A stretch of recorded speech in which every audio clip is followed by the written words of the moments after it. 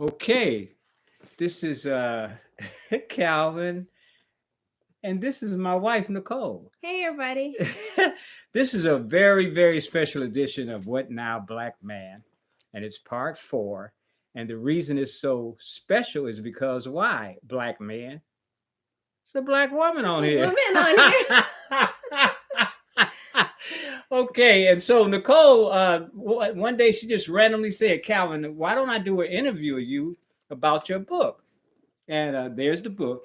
And I said, yeah, we can talk about other stuff as well, right? She said, of course. She said, but I don't know what I'm going to talk about. I said, yeah, neither do I. So here we are. And I'm going to turn The this. mic. Okay. To Pass the Nicole. mic. Welcome, everyone. My name is Nicole Mitchell Gantt, and I'm excited to interview Calvin from What Now Black Man about his book, As I Write Right Now. This came out recently, Living Life via Spiritual Provocation. And, this is a great way for people to know a little bit more about the work and also a little bit more about you. So I thought this would be a great opportunity. Actually, I wanted to start, if you wouldn't mind reading. Oh, wow. This little excerpt that I found in here. I think this is a good, right here. Just start there. And read everything in the red thing. Yeah. Okay. It had never occurred to me that I shouldn't worry about making a difference or be upset because I felt that what I did wasn't good enough. All I have to do is do what I do best and let it do what it do because the results are up to God anyway. And God's going to do what's best for everybody involved, no matter what it looks like to me. That's the truth, and that's what's going to happen all day, every day. No matter what we do, the results are going to be whatever they're supposed to be. All we got to think about is doing what's righteous and know that whatever happens, we can rest easy because we did the best we could. And that's all that's expected of us anyway. Now, this new way of thinking was causing me to look at life entirely different and to be grateful for what was going on all around me. I used to look at my mom's raising my three sisters and me as something she had to do because she was the one that brought us into the world. At first, I believed that she felt the same way, that she had to take care of us. But now I was beginning to see that she had a choice and that what she was doing was out of love. She had chosen to raise us rather than give us up for adoption or something. And what I was also beginning to see was that even if she wasn't trying to make a difference in the world, she was making one just by trying to raise us in the right way. She was making the whole universe a better place because she was trying to make sure that all her children grew up knowing that we were loved and that we could share this love with each other. Now, it took a while for me to see this. As a matter of fact, I was just beginning to see it while I was sitting there in Pizza's Extreme the other day. But it's all good now because I'm going to take everything that my mom's did that showed how much love she had for me and try to use this lesson to give some positive vibes to everybody I can. That's a wonderful tribute to mothers. Yeah. And as we approach Father's Day. Oh, right. Yeah, tomorrow's Father's Day. Happy Juneteenth, everybody. Yeah, that's today. I thought, what a great time to do What Now Black Man during Juneteenth. Because I will have some questions about that later. Oh, okay. But just in sharing this, now this is not an autobiography. Do you want to explain what this is? It's called a poetic licensed autobiography. And that means that you can take something, you know what poetic license is, right? You can take something and it doesn't have to be the truth. It can be partially true and some of it might be just put in for padding, so to speak, Mm-hmm. to enhance the flavor of what it is that you're getting. And so, what I decided to do, rather than write a straight up autobiography, I used three people: the narrator, Pasquale, and what's my man's name? Suave. Suave is an older gentleman. He's about 65, I think. Pasquale is almost 30, and the narrator has no age. And so, what's happening is that everything you read about each of these characters has happened to me. Like you just read about Pasquale. Pasquale was talking, and he has three sisters. I have three sisters. He had a mom that acted like my mom, right? Because she was my mom. And so what you're hearing again is three different Calvins talking about Calvin. And so the names might be changed or a number of things might happen, but all of this is about me. Might be a little bit of enhancement, but it's all about me and it's all true. Okay, so what you're saying is there's three characters now in this. This is a chapter book, so you Right. have other chapters that you're going to be releasing of this book. This is Right. just the This beginning. is just the So beginning. in this beginning section, is all of it Pasquale, Yeah, the narrator comes in at the end of the this particular narrator? Okay. chapter, but all of it is about Pasquale. And I'm thinking that Pasquale meets Suave. I think in this chapter that he meets Suave Yes. and in a restaurant, and so he and Suave change pleasantries and that kind of thing, and they kind of set up something Mm-hmm. for continuing their relationship. Okay, so Yeah, you're setting everything up in this in chapter, this chapter. and Yeah, the thing that's beautiful to me about it is that you're giving a little bit of a window to what life might have been like for you growing up on the south side of Chicago. absolutely, Uh, absolutely. you can tell me, I mean, people don't know your age, they probably think, ah, he's 40 something, but I Down mean, 40.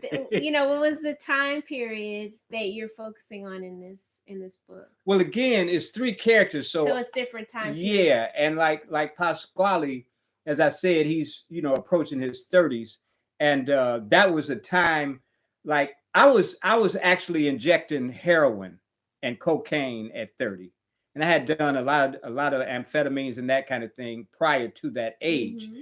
Pasquale is not doing hard drugs, but he has had a situation with addiction, Okay. and so he talks a little bit about that. Suave is almost my age now. You know what I mean? When I started writing, I was about 65, I think, and he definitely experienced the same drugs that I did, and he has recovered from them. Okay. And so now he's sharing with Pasquale, or gonna share with Pasquale, what it was like for him, in the Okay. hopes that Pasquale can perhaps pick something up that will help him to lead his life in maybe Mm-hmm. a more beneficial way. Okay. Yeah. So who is your audience? Who is your main audience for this book? My main audience for this book and for everything I do is people who want to learn. Anyone. Anybody. 8 Okay. to 80, it don't matter. If you want to learn 8 to 90, 8 to 100, 8 to 120. And if you want to learn about things, then read my book or, listen to my podcast, whatever the case might be. Because my contention is that everybody has something to say.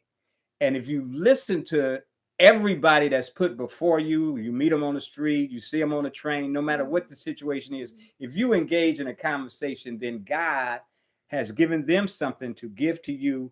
And in exchange, God has given you something to give to them. Mm-hmm. So if we have an opportunity to involve ourselves with someone else through a book, through a music, through whatever the case might be, believe there's a message in it for you. Mm-hmm. And so the objective being to find what that message is or messages are. Yeah. Yeah. So going back to what you just read Mm-hmm. and talking about your mother and how, I'm sure she didn't have it easy all the time, Right. but Right. she did a great job because Oh, I absolutely. know all of your siblings. So all of y'all are successful. Mm-hmm.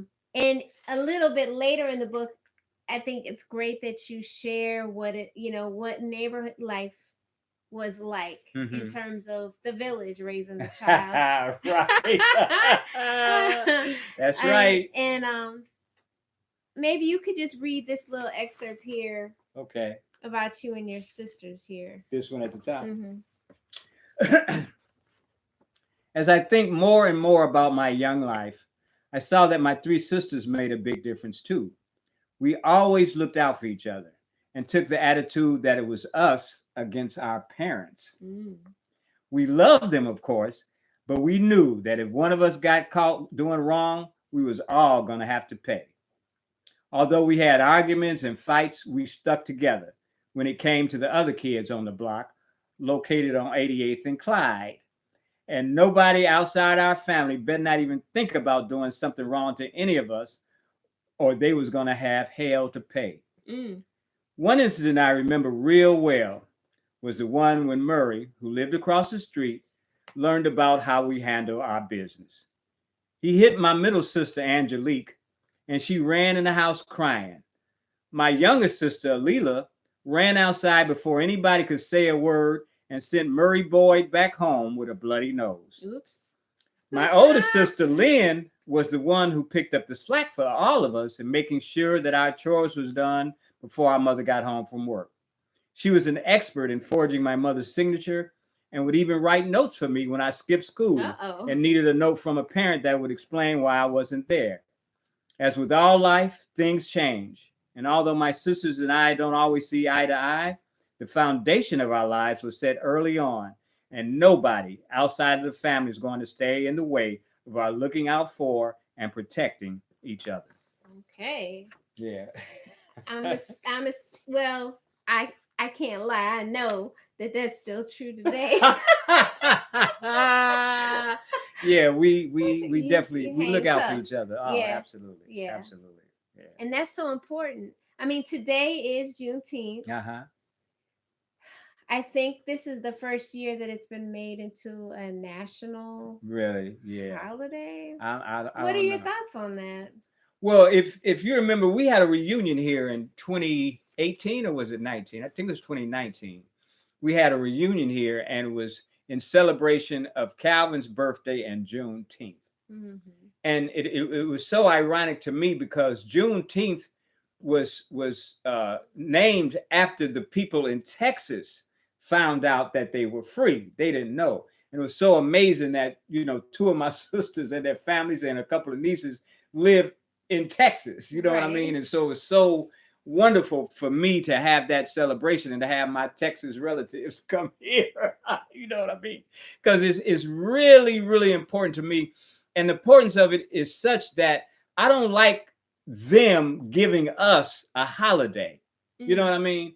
And so the reunion was pretty much predicated on the fact that we're announcing Juneteenth Day in Henderson, North Carolina. And claiming it for yourself. And claiming it for ourselves. Right. You know what I mean? I think that's so important. Yeah, it's really important. And I think that throughout this country, we need to do that for us, not because they gave it to us like they gave us February. That none of that kind of stuff. Black History Month, and I don't really have a problem with it. I just have a problem with us understanding that this is our stuff.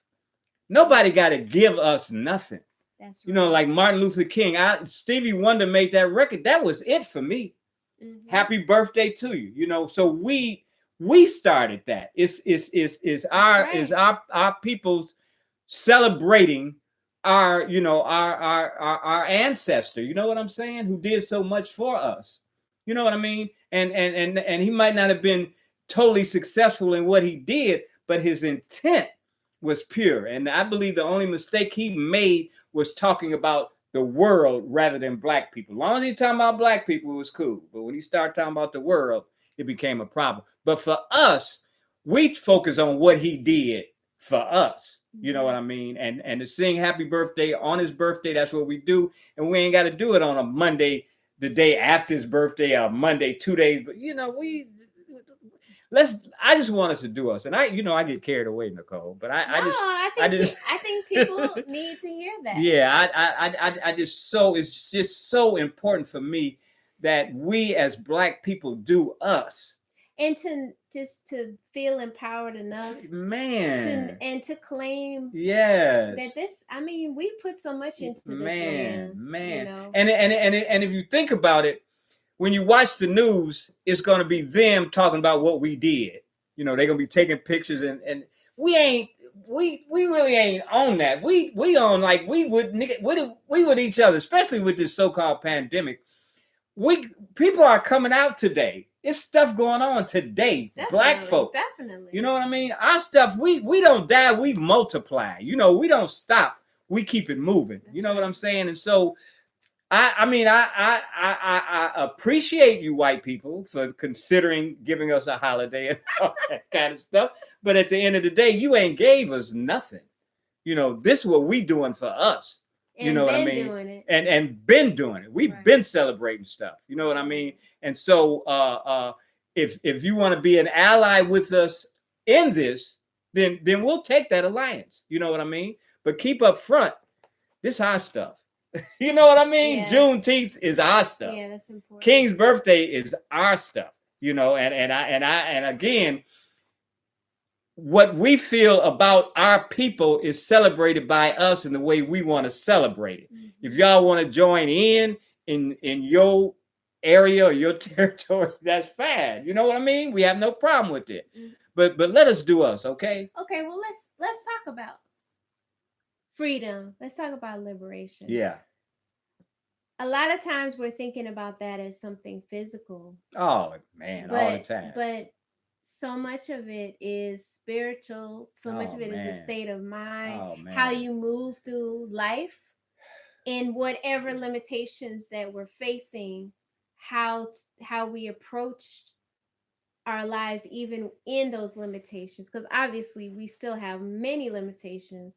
But your life, the way you live, why don't you share with the audience? What do you do for yourself that makes, that kind of lends to your sense of freedom?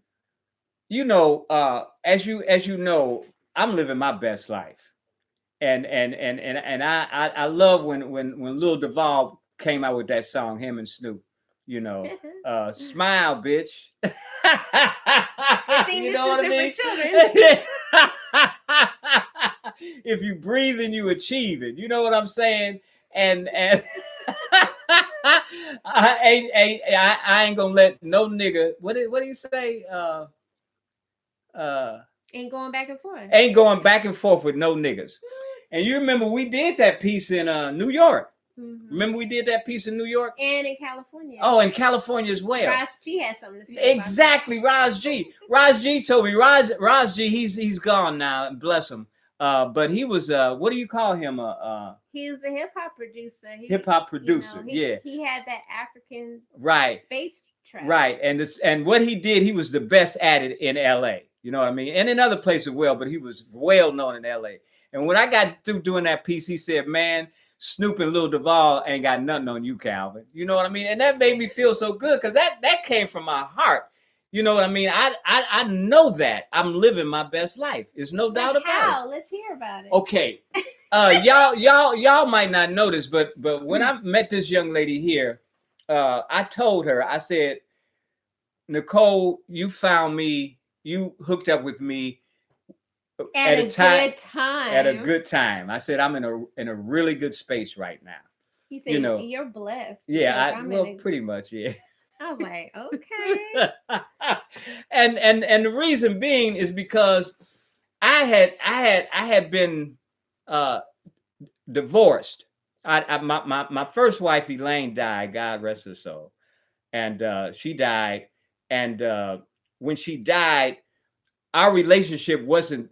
When she died, our relationship had reached its epitome in terms of success and love and all that. It reached its epitome, and it really bothered me because I was where I was when I met Nicole. Actually, I was where I was when I met my second wife, but she wasn't ready for it, and consequently we divorced.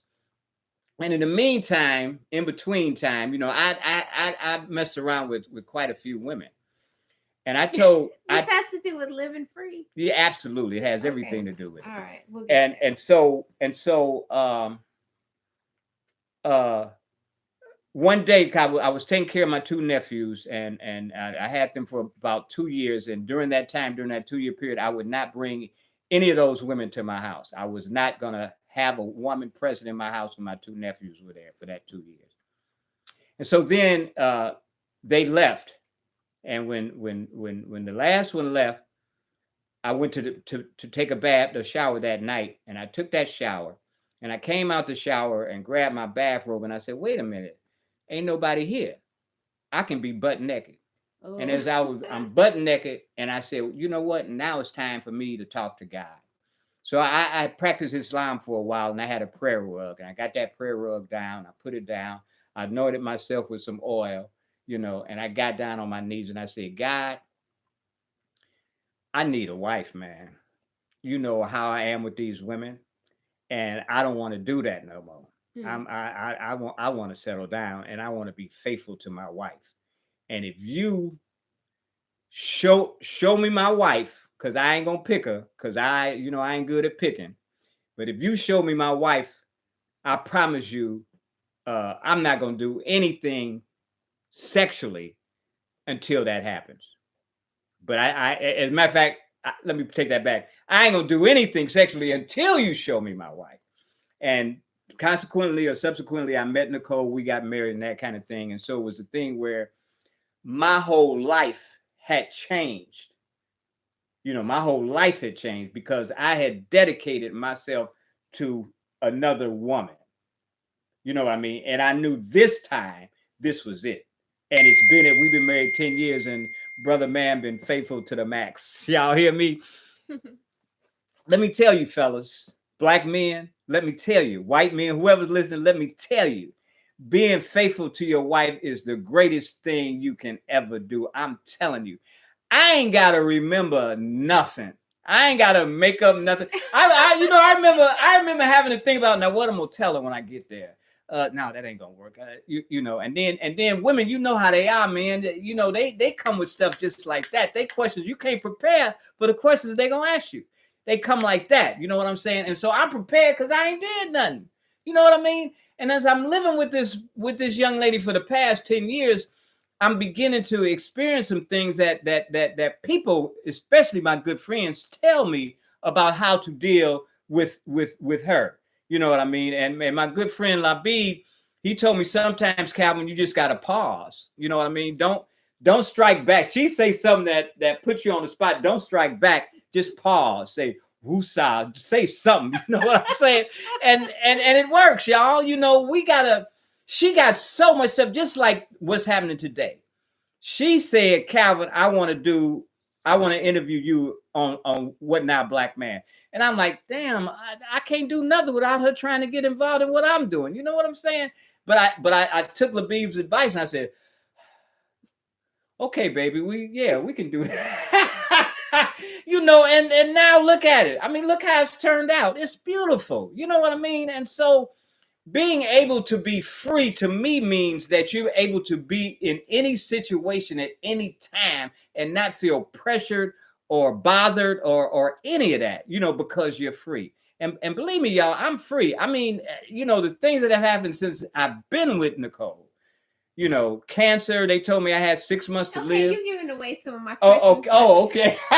Anyway, all this stuff that has gone past since I've been with her, I could not have done it without her.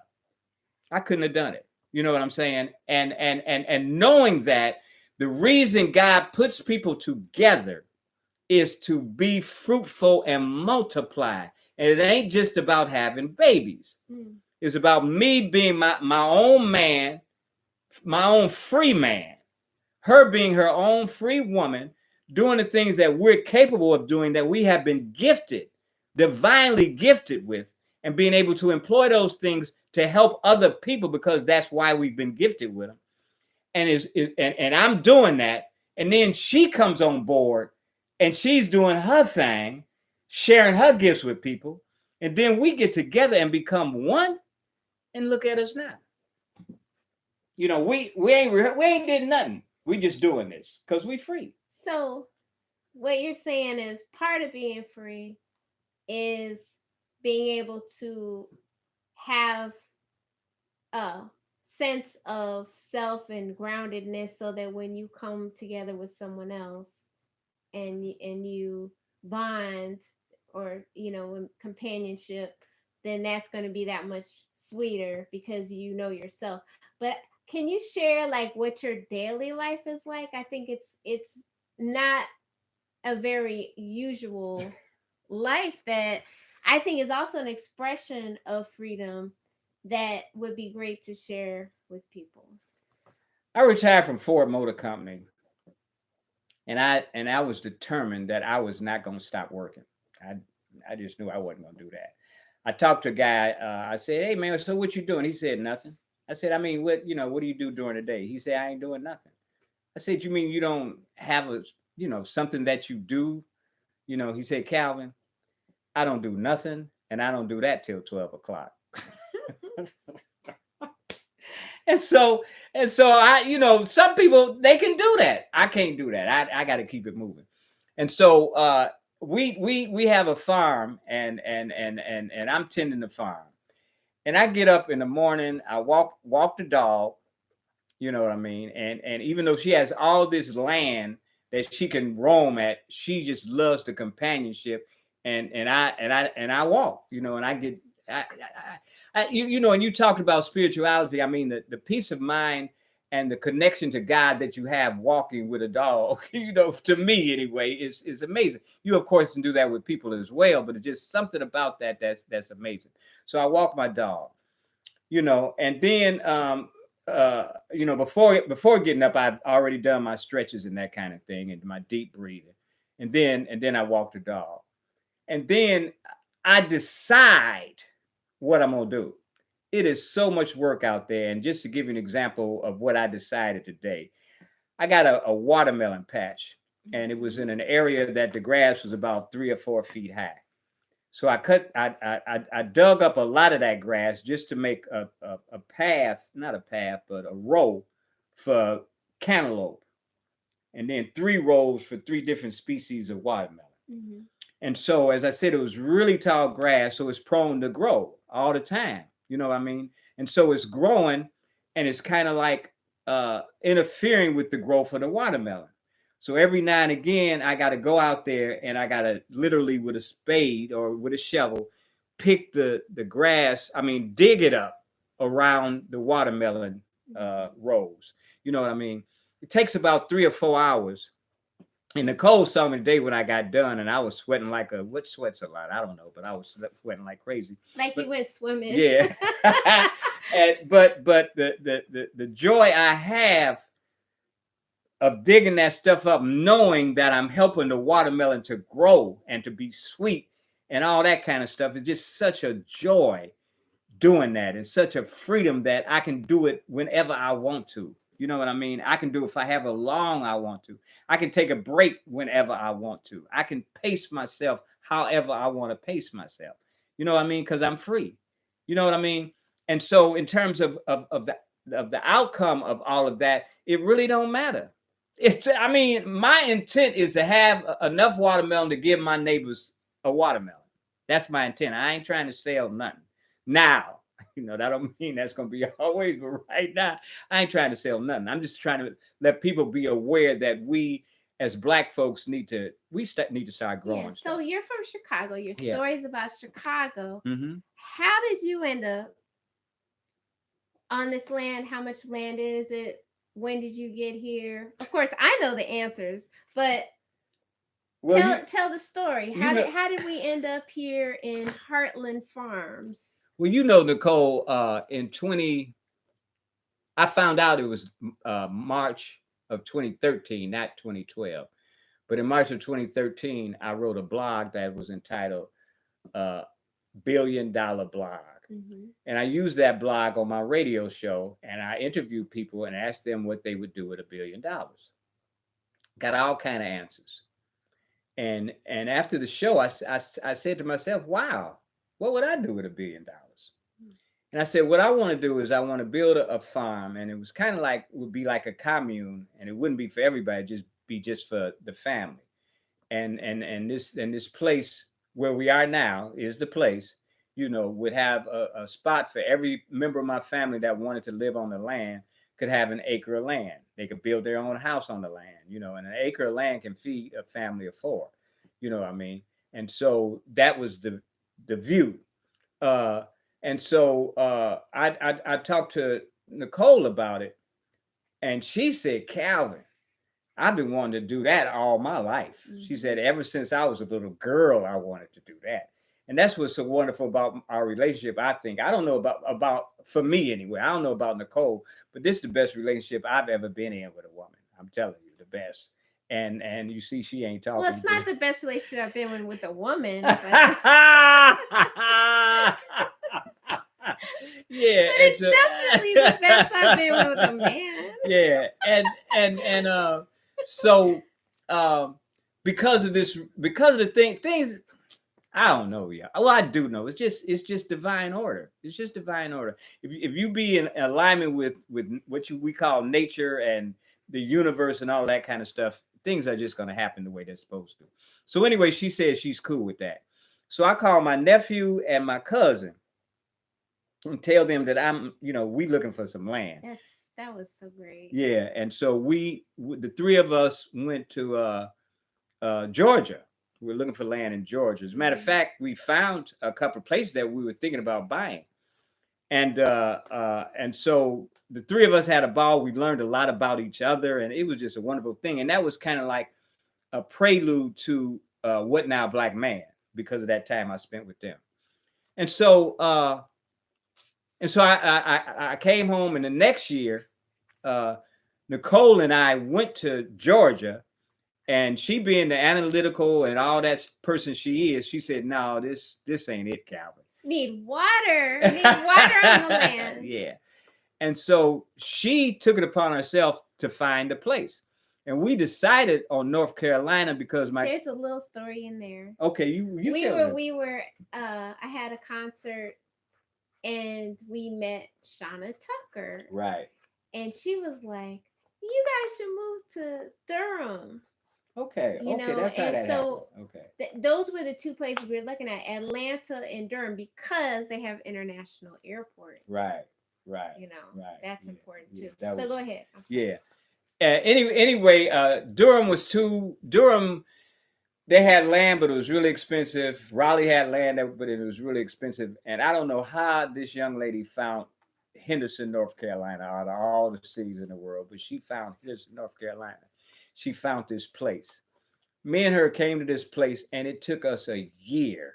It took us a whole year to get this place because the people wanted more money, and the house was not up to code. So we would have had to put a whole lot of money into the house to buy the house. But we loved the land, it has a pond on it and all that kind of stuff.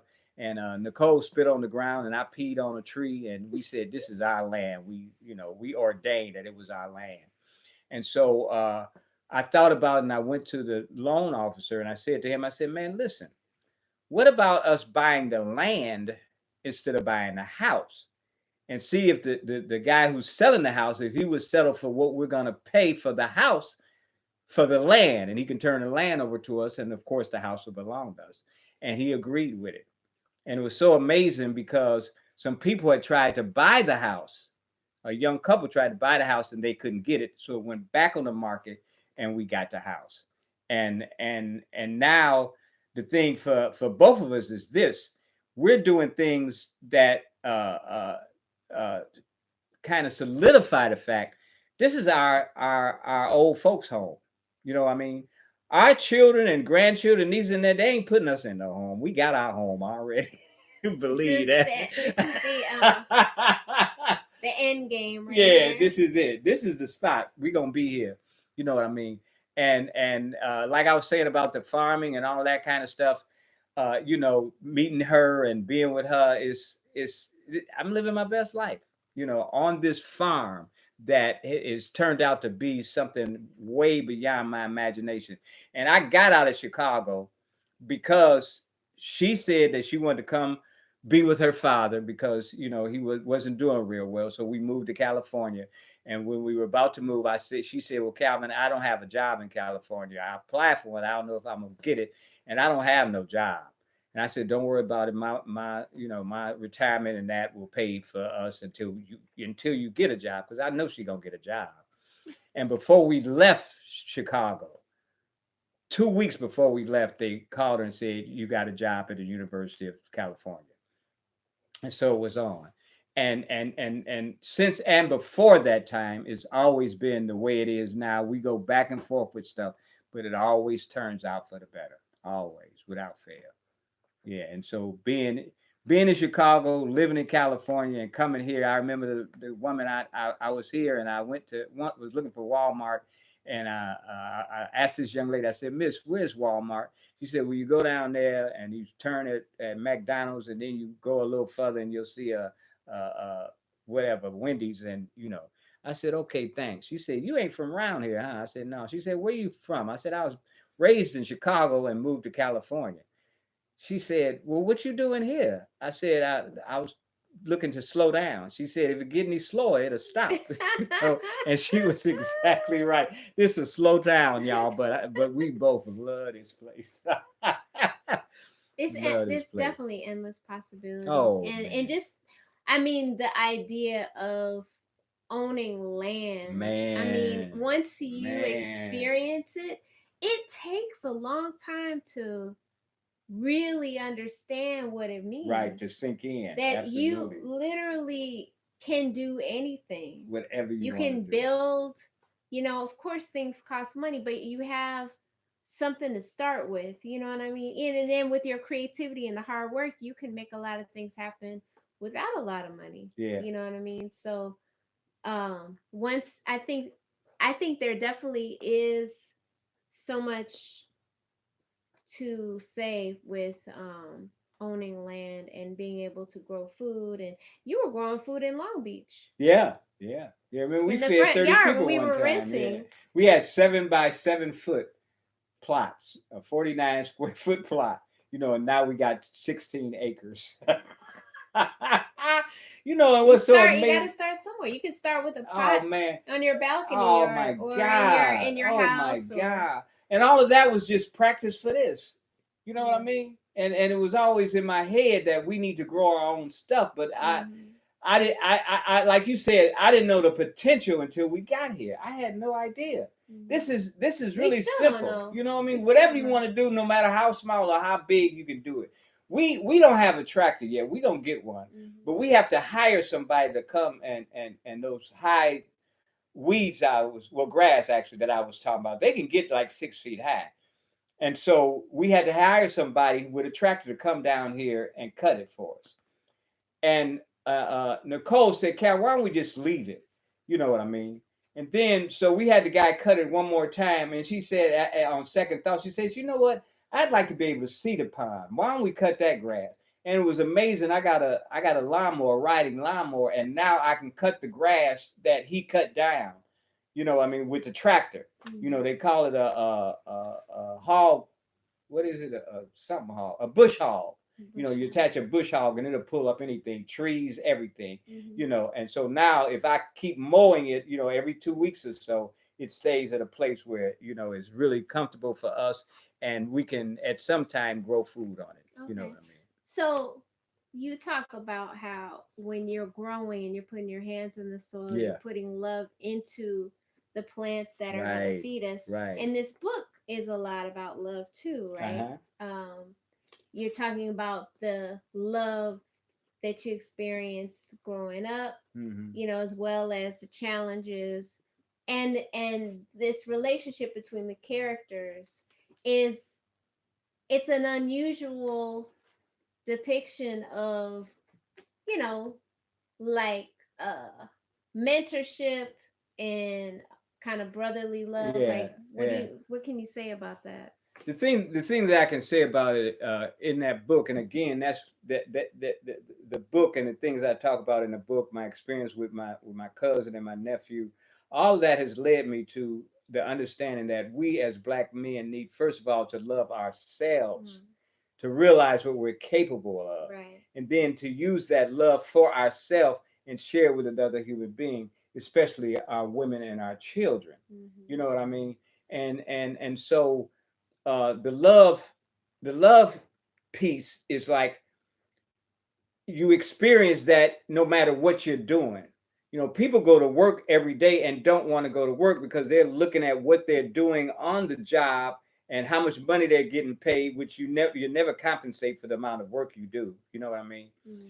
And instead of looking at, I'm here on this job to communicate with my coworkers. It's a lot going on on that job. We need to love each other. Mm-hmm. We need to take care of each other instead of gossiping about what he doing and she doing. We need to love each other and understand that just like when I grew up in that house, it was me and my sisters against my mama and daddy. You know what I mean? And not really against, but protecting ourselves, being free to do what we wanted to do within certain parameters. You Mm-hmm. know what I mean? And on your job is you against the people in the office upstairs.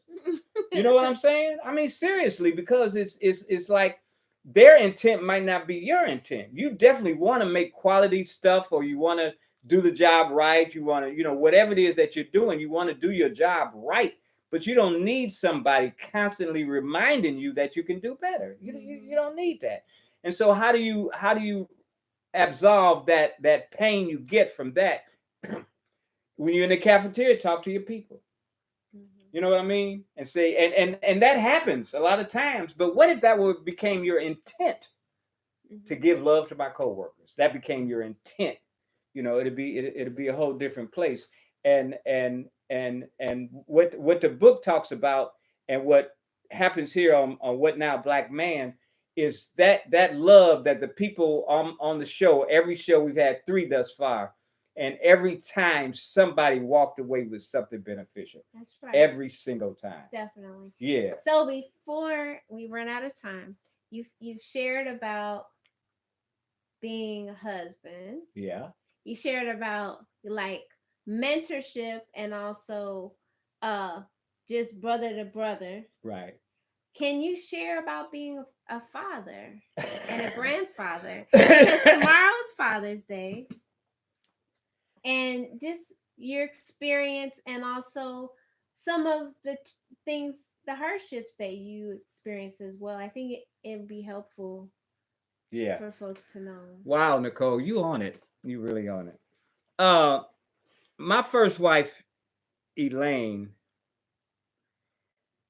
we experienced 5 miscarriages. 5. She just kept trying. She just kept trying. And every time the baby was older, you know what I mean? And they were all boys, 5 boys. Mm. You know what I mean? And so I have 5 sons. They all gone from this plane of existence, but I got 5 blood related sons, 5. And so my life has been such, like I said earlier, whenever you come in the presence of another human being, there's something that is going to take place that's going to benefit you both. And so my niece worked at something called the Lighthouse. It was an after school program for kids. And the person, she and another person were heading that program, and they were both female. And there was this one guy who was a pretty big guy, and they couldn't handle him. And my niece said to her boss, pretty much, my uncle can handle him. Call him. And so she called me and asked me if I could do that. And automatically, yeah, because I got this thing about young men trying to what you call it, trying to whatever, and thinking that they can get away with it. But you are not going to disrespect a woman or anybody else in my presence, and I don't care how big you are. I like going up against big guys. I just do. You know what I'm saying? And because I just don't believe I will be whooped. If you tangle with me, you gonna come out ashamed. If you big, you gonna be ashamed. Be embarrassed. Anyway, yeah, you gonna be embarrassed. Anyway, And so I say, yeah. And so I take this on. And so now I got this sense of, man, these boys need some help. And and I didn't even think about my 5 sons, but they would be about this age now. You know what I'm saying? So I got to join this organization. And so I joined it, and I went out recruiting. And I went to a store, and it was 2 young men there. And I said, "Hey, what y'all doing?" And they talked to me. They were like 10 or 11 years old. I said, "How do y'all like to come to the lighthouse? The lighthouse, what is that?" And I explained it to them. You know what I mean? And they went home and told their mama. And they told me later that their mama said, "Well, who is this brother Calvin? What is where you meet him at? And needless to say, they joined. And right now, the one of them is 22 years old. When he came to us, he couldn't read, and now he's talking about going back to college. He quit college to make some money because his family was going through some stuff, and he quit college to make some money. So he's been working at this place for like 3 years now. He's 22, I think. He's been working there for 3 or 4 years, and then he got another job at a nursing home, and he got the job at the nursing home because he said, "I want to help elderly people because I feel it's God gave me that choice, that told me to do that." And that's what he's talking about. And he's 22. You know what I mean? And then there's another guy. He's about almost 40. He is, no, I think he's 39 or 38 or something. And he got 3 kids. And me and him, he talks to me like, I know what, twice a week maybe? Huh? Yeah, Yeah. him. He calls almost every day. But I got to work with him, and I feel myself sometimes. And then there's another guy. As a matter of fact, I don't know if I should share this with y'all, but I think he alluded to it at the last time, the last podcast. I mean, Zoom I did, Real Men. His name is James. That's my son as well. You know what I mean? And so I got 3 sons, and then I got another little brother who's my age, and me and him go, we talk to each other on a regular basis. And so my thing is, every male that I meet that needs a mentorship or just an exchange of love and attention and that kind of thing, I know that's my son. You know what I mean? And so when I was at the church, I started a Boys to Men program, and all those were my sons. You know what I mean? And I remember the pastor's wife coming up to me on Father's Day. She said, I know that you don't have uh, blood related sons, but you got so many sons and daughters here. I just want to say Happy Father's Day to you. Okay. You know what I mean? And so it turned into a blessing. I love Elaine for what she did and love her anyway. You know what I mean? But that what she did was just an amazing thing. But it prepared me for you and for the grandchildren and for these boys, and everything that has happened in my life has been a blessing for me. Even the stuff that wasn't so comfortable, it's been a blessing. So, what about the challenge of raising a girl? I have to say something about this daughter of mine. That being that I have actually spent a lot of time with children. I got a niece uh, that has 7 children, and her sister has 7 children, and all 14 of them. Well, it's 13 now because one of them got killed, but all of them love me dearly, and we're still in touch even today. And Elaine died in 2003. That was like 18. Damn. Yeah, 18 years ago. Wow. So we still have a relationship, and so it was a lot of girls, quite a few girls, and I they were really young, you know what I mean, and now they're older, of course, they're grown, but we still have a relationship, and but I never had a one-on-one relationship every day as I have with my daughter. And she is a real challenge. And the reason she's such a challenge is because me and her are alike in that we stick to our guns. If we feel something, then we know it.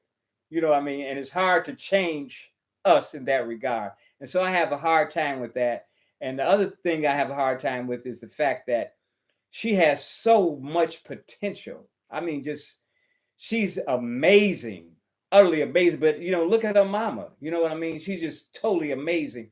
And I don't know what it is or what it's gonna take, but I know she's gonna live up to her potential at some point because we keep seeing advances. You know what I mean? And not necessarily advances that hold. You know what I mean? But they're definitely advances. And I know as soon as she understands who she is, if she could just stop periodically once a day for a minute and just say, who am I? What am I about? What do I have to offer? Where do I go from here?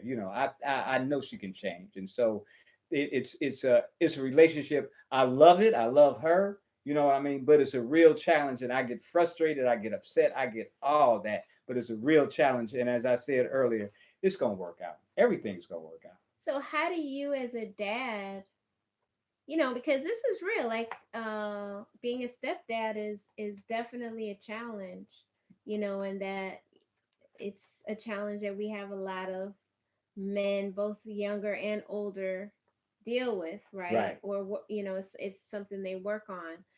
And how do you help a young lady to love herself and to know her worth and all that? What things do you do, and what are suggestions you can give to other fathers about that? Or Well, one thing, the thing that I do is I compliment her. I mean, I tell her how good she is at what she's doing, and she asks me, "What do you mean?"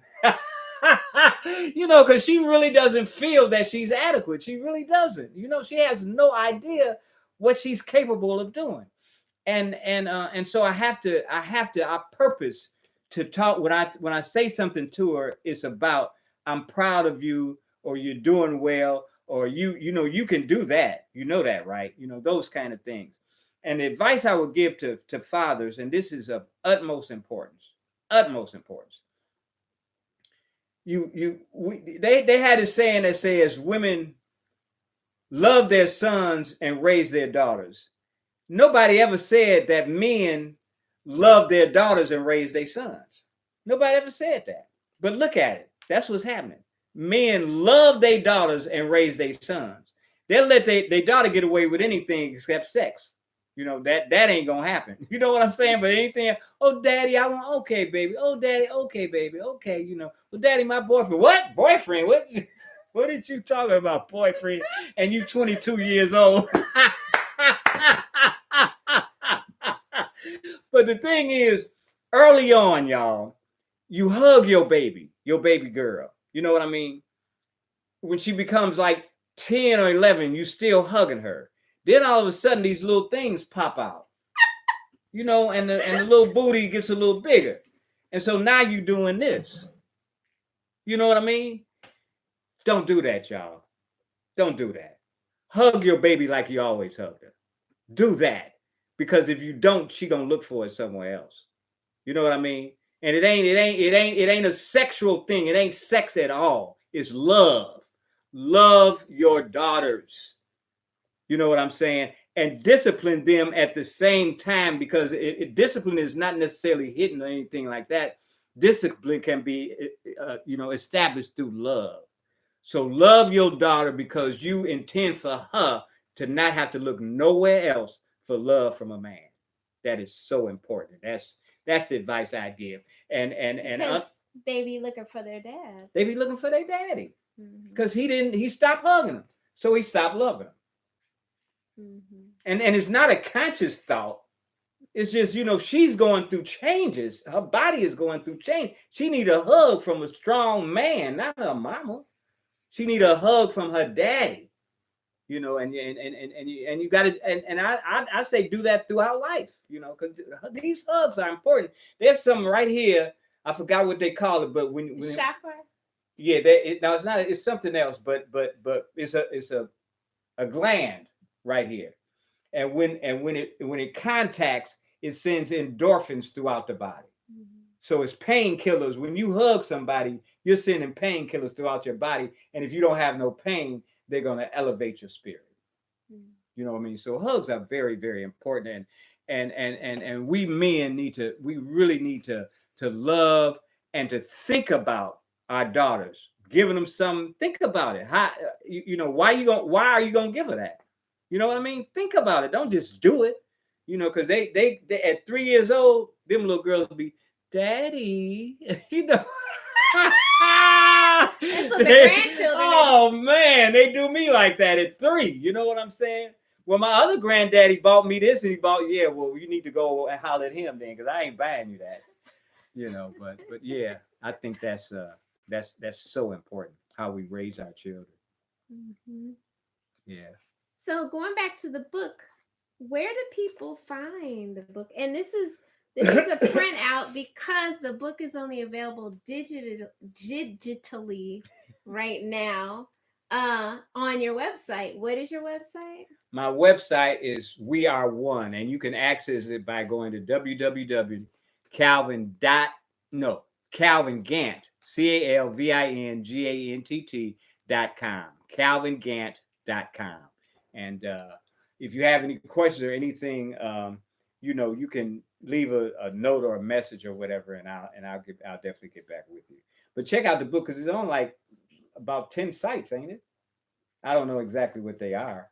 Yeah, it is. Everything but available. Not Amazon. on Amazon. Everything But but I Amazon. think it's best if they just go to your website, because Yeah. then they can see all the other things that you do. Okay. Yeah, right. What are the other things that you do? I do podcasts and I do blogs.